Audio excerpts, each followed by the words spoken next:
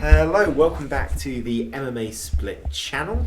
I hope you're enjoying the content so far. We're about to do our normal podcast, but stumbling on a bit of news, we want to have a bit of a discussion on UFC Records. Fighters that we think of as having an excellent record in the UFC or being top-level fighters, but actually when you break down the numbers, pretty much 500 in the world's biggest promotion.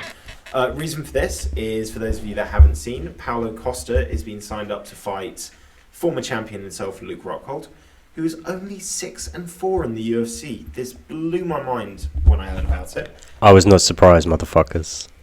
I thought there'd be a few more. Obviously, we're not counting things like the Strikeforce wins or wins that they've had previously. Yeah, it's not a Zuffa record.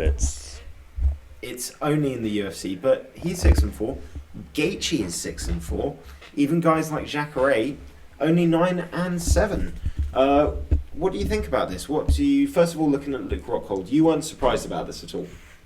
No, I mean, after coming in and earning that title shot, winning the belt, I couldn't remember him winning again. You did bring up that he did actually beat David Branch, which, yeah, it's like really impressive in its own right, of course. But like, yeah, it's fair enough. I didn't remember that.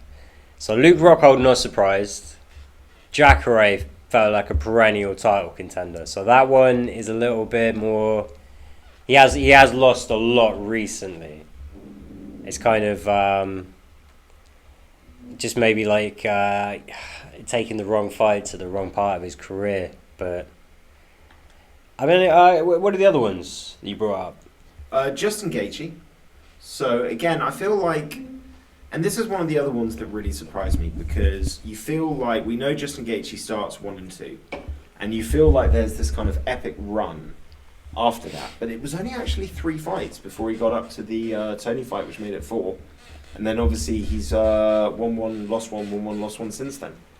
But obviously a lot of his good work done in the World Series of Fighting, really. Yeah. He was kind of coming in at the high level in the UFC.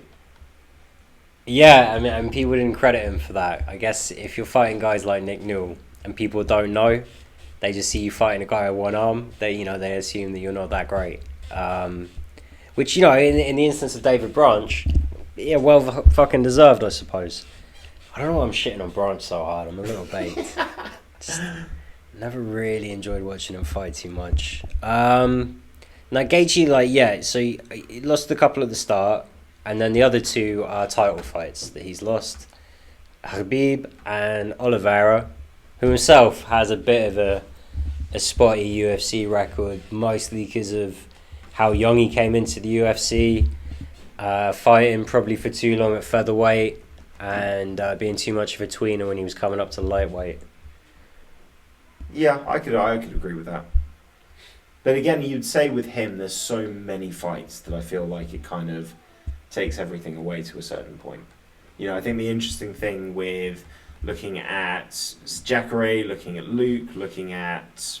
This is Gastelum you brought up. I was going to bring up Gastelum as well, is, we're talking about guys that were title challengers or held the belts in certain regards, or perennially were contesting for the belt, or have been interim champions.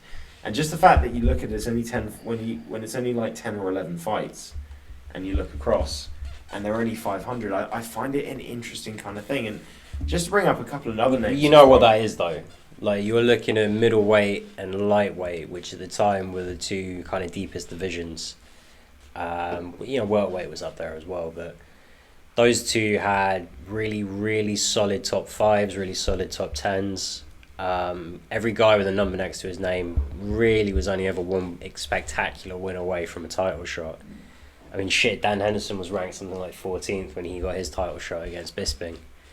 Dan Henderson, I bet, probably does not have a very good UFC record. You think a lot of his wins... Ooh, hard to say, because he also has, just indisputably the best record in MMA. No one has a better record than Dan Henderson when you look at who he's beat. In terms of nobody has a better resume than Dan Henderson in terms of just fighting the absolute killers, legends of the sport over and over again. Fedor at heavyweight. Beat Fedor in Strikeforce. Now let's look at Dan. I mean, even if we look at Dan, so his one's quite tricky because obviously loads of success and pride, comes into the UFC, loses his first 2, wins his next 3, loses to Jake Shields, 3 That's and 3. Strikeforce. Oh, that's Strikeforce, apologies. So back in against Shogun. So what's that? 3 and 2, then 4 and 2 in the UFC, 4 and 5, 5 and 5, 5 and 7, 6 and 7, 6 and 8, 7 and 8, 7 and 9 in the UFC.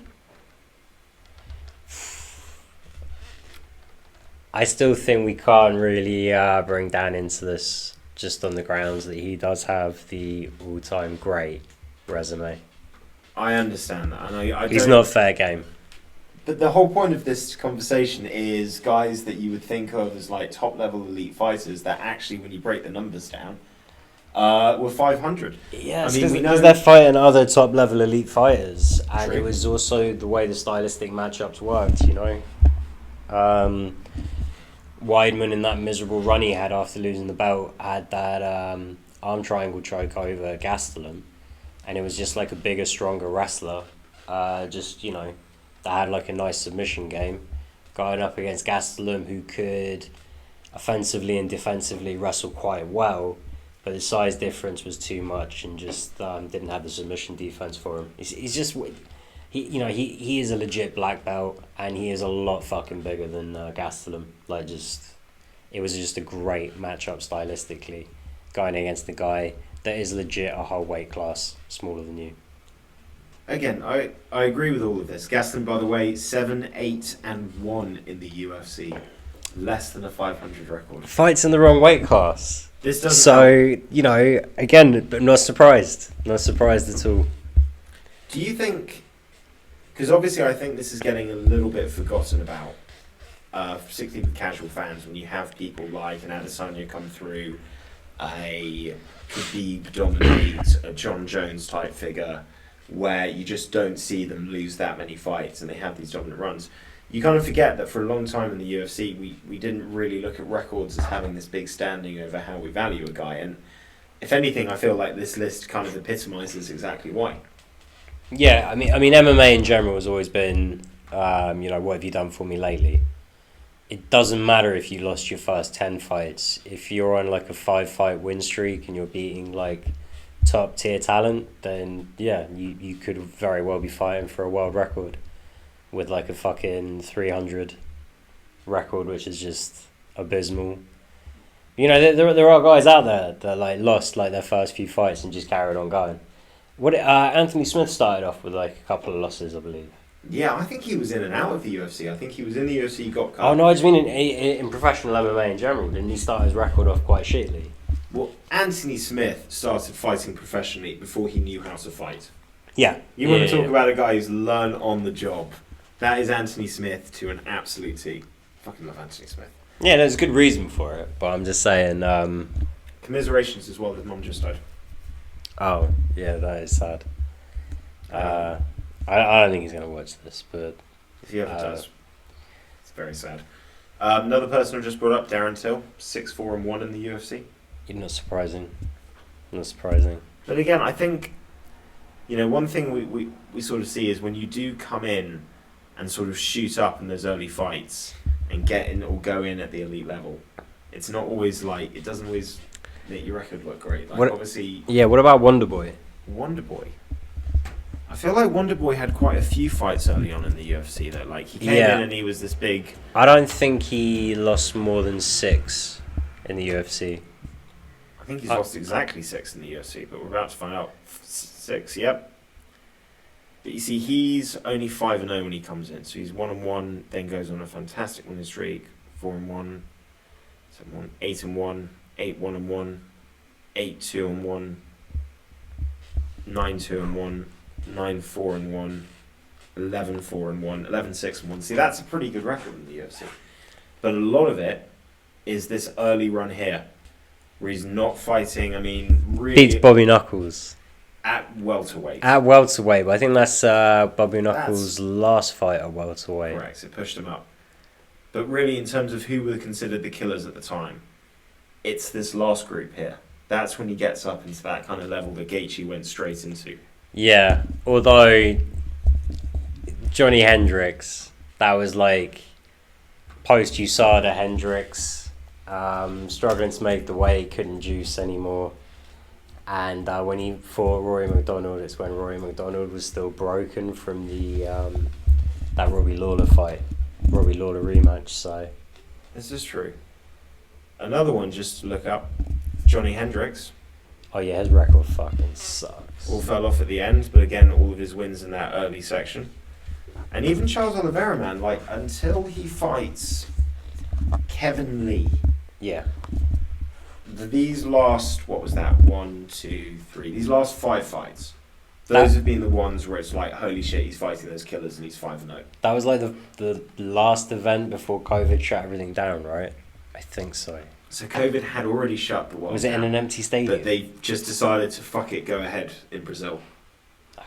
With like temperature checks. It was a disaster. Absolute disaster. Kevin Lee missed weight by like 3 pounds. Still lost. Yeah.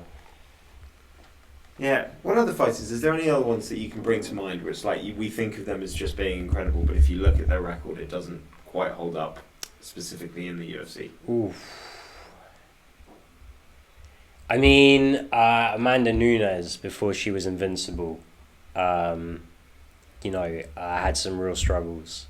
And she was like, before she went on a tear, I think she was at like a kind of 500 point, like 2-2, 3-3, something like that. I don't know. Paul Craig's lost before, believe it or not. Yeah. Glover's record probably doesn't look too clean. Yeah, again, a lot of that is just coming in right away and fighting all of the best guys forever. At 30, well, he was 36 or 34 when he came in. He didn't have a lot of time. Yeah, and some of those guys he fought like on their best day. Like that Gustafsson fight, all those uppercuts. That is like vintage Gustafsson. That is like the best I've ever seen the Mauler. I know people go on about the John Jones fight, the first one, but that Glover Teixeira fight was a thing of beauty. I bet if we look up Gustafsson, yeah, it's not going to be great. It's not going to be a great UFC. I reckon there's going to be like, again, 5 or 6 losses. The only thing I think might help Gustafsson though, and this is a big one, is again, I feel like he would have gone on a big run early. Okay, so 1-1, 8-1, 8-2, 9-2, 9-4, 11-4, 11-7. Wait, one more than I thought. But again, who's he fighting next? He is back down to light heavyweight, isn't it? Krylov, and it's gonna be an interesting fight. At 205. At 205. At 205. Okay. The heavyweight experiment did not work. He just kind of got knapsacked by Fabricio Verdum. He's kind of dragged him down. Yeah, it was just an unfortunate one. He looked slow in that fight, man. He looked very slow in that fight.